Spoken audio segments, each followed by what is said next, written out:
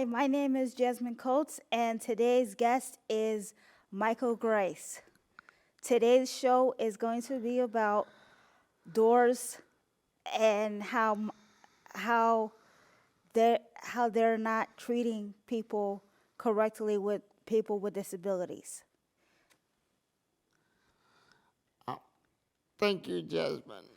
My name is Michael Grice. I've been a consumer on the home service program for about 30 some years. Prior, prior, before becoming a consumer of the home service program, I was with the Department of Developmental Disabilities. And I was with that program for a couple of years, but I switched over to the home service program because the home service program gives me more consumer control of my services. Okay, what seems to be the problem with the home services that you're getting? Well, one of the uh, major problems is that there's no consistency when it comes from the local offices as far as communication with um, the home service counselors I've had, as far as uh, the number of hours that I need in a given month, as well as a given day. Because the way that they do the dawn can be misleading to myself and other consumers. Because, for an example, uh, my PAs only get a half an hour to do meal preparation. And depending on the type of meal that I would like, that takes more than a half hour to do the meal preparation.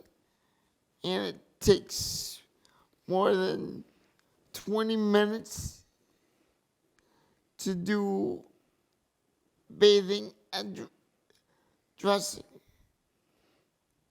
Okay, have you asked anybody, have you asked your case, your doors, your case manager of your case to give you more hours? Yes, I have, and the situation there is um, some counselors that I've had have said to me, well, if you need more hours than what's on your service plan, you don't deserve to live in the community. You should be in an institution, because a percentage of the counselors go by what their supervisor and what the director in Springfield allows them to give. So it can be very difficult to get more hours on your service plan. You have to really be very detailed, and you have to get proper medical documentation.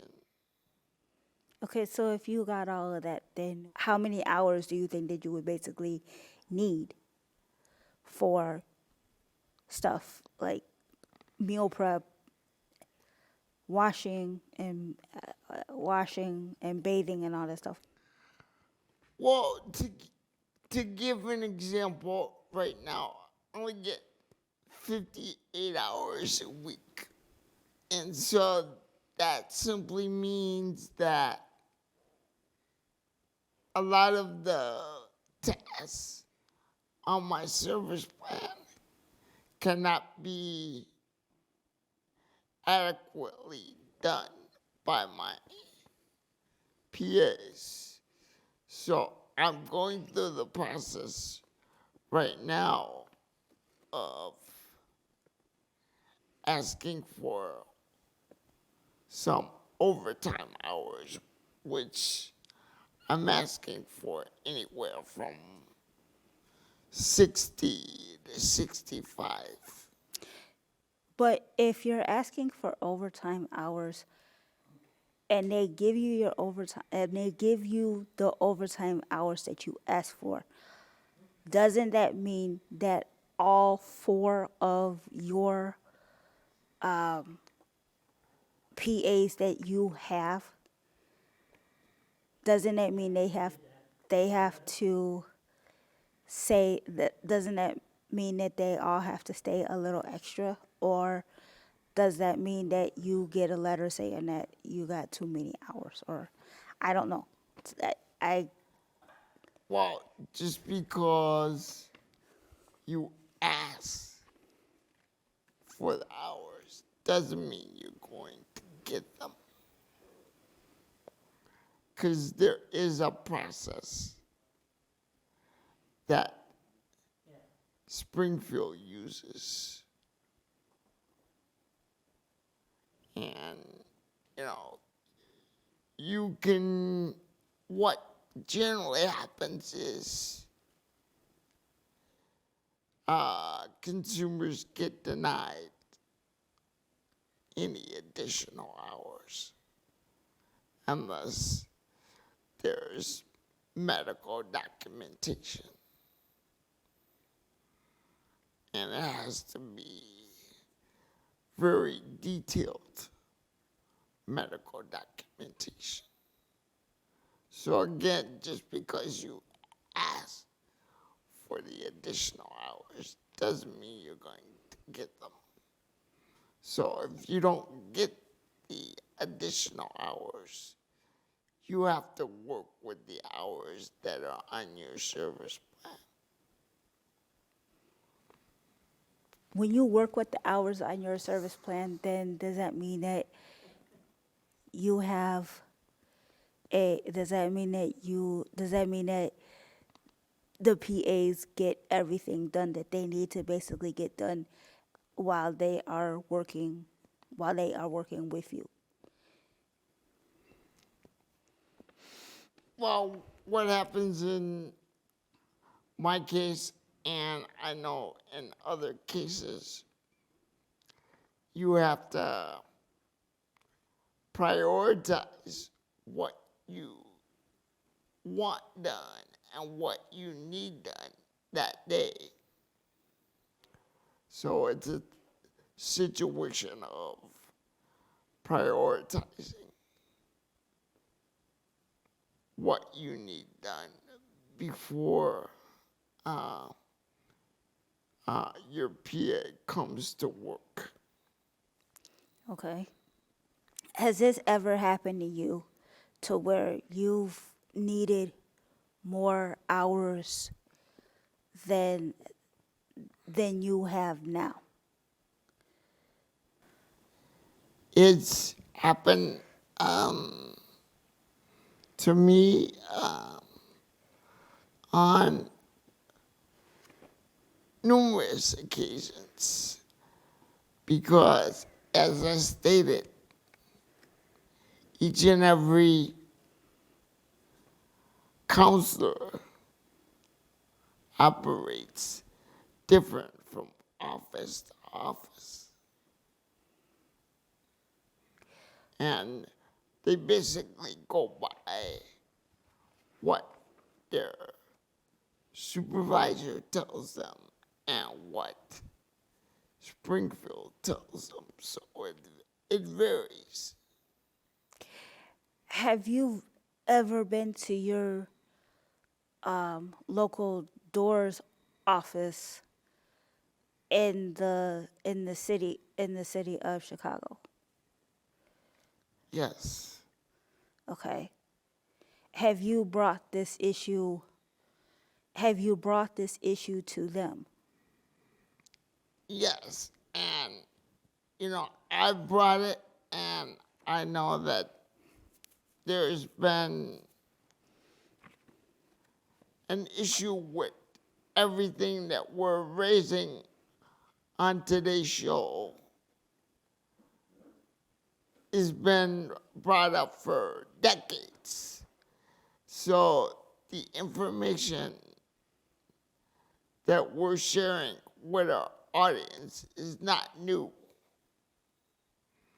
This has been going on for decades. Okay. Is it because that doors refuses to do it, or is it because they're short staffed, or is it because they just don't want to? It's multiple reasons, and I'll point out one. The first one I would point out is lack of training from the local offices, and number two, lack of direction from the director of the home service program in Springfield. So it's multiple reasons. Have you ever thought about writing a letter? We have written letters, we have gone to Springfield, we have advocated for this, and it continues to be an ongoing issue. Okay. And another issue I will point out is the EVV. That's the system where personal care assistants have to call in at my home and other consumers' homes. They have to call in and call out. If they don't use the EVV system, they don't get paid. Okay, so when you say EVV, are you saying like the dial system, the That is the identification number that each personal care system has to call in. That is the way that um, Springfield keeps track of the number of hours that PAs work in a consumer's home. And again, if they don't call in and call out, they don't get paid. if they don't call in or call out, then does that mean that they lose their does that mean that they lose their job, or does that mean that they just don't get paid for that day? They don't get paid for the days that they're in my home and other consumers' homes for that day if they don't call in. Okay. Any other concerns or any other comments? And I would say the other concern is that there's an issue with consumers being able to hire personal care assistants. And the problem there is consumers may call their local office and ask for a PA packet to be sent to a person that they want to hire. But again, the PA may not get the packet, or when they get the packet and fill it out, it takes months before Springfield processes the PA packet. So by that time, that particular person is no longer interested in working for that consumer. That's one of the flaws. So a lack of timely, how can I put it? A lack of timely managing to get paperwork completed. Yes. Okay. And I would say one of the other issues that a problem is that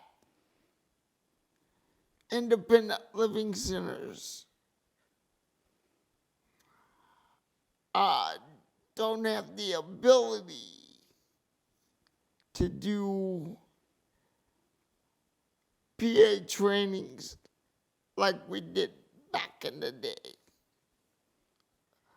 The Department of Rehab Services basically do their own training. So that's a huge problem. And the last one I'll mention is that there's an issue with the home service department hiring people with disabilities to be personal care assistants.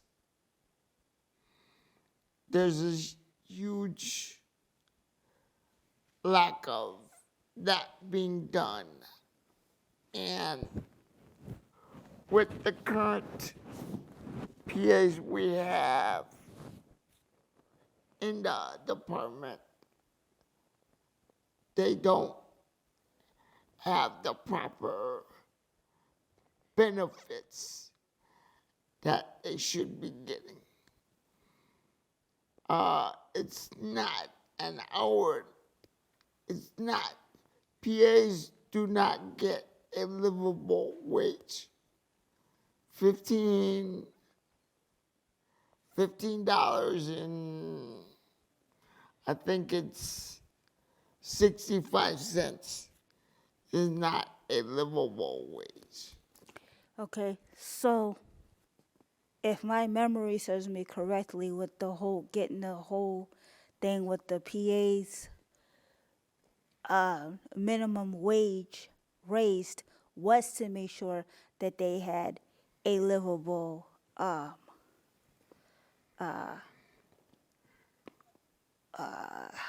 Well, amount. Illinois is behind other states as far as PA wages are concerned. And you can get better wages by flipping burgers versus being a PA. At least you get benefits. There's no vacation time, no sick time when you become a PA. So if your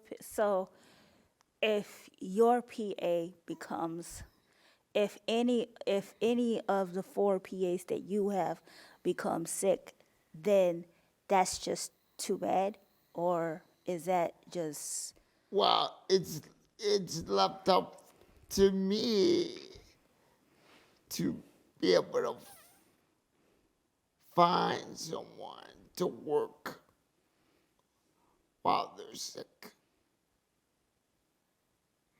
That's my problem. And other consumers have the same issue. and they don't seem so? When if you do find these people, do they have to basically work to your standards of to make sure that your standards are up to the way you want them? While consumers such as myself and others, we are the PA's boss. We hire and fire. And we let the PAs know what we need done in our homes. So we have the ability to manage the PAs. I do, and so do a lot of my other colleagues all across the other states. So basically, if the PAs do not do what you basically what you kind of want them to do, then what? They are not. Then what are they asked to leave, or do you call the office and tell them? You have the ability to do 2 things. You can talk to the PA about what you need done, or if it continues to happen, consumers have the ability to fire the PA. So there are options. It depends on that consumer. What do you think should be done about PAs and how they should be working? Well, the changes should be made by the state. Okay, if the state does not, if the state does not, if the state does not change it, then who else can basically do the changes? Well, we can, let our legislators know because they get state funding and government funding. Okay. We ran out of time. This is Jasmine Coates from Adept Productions, and my guest was Michael Grice for today. And thank you for joining this meeting.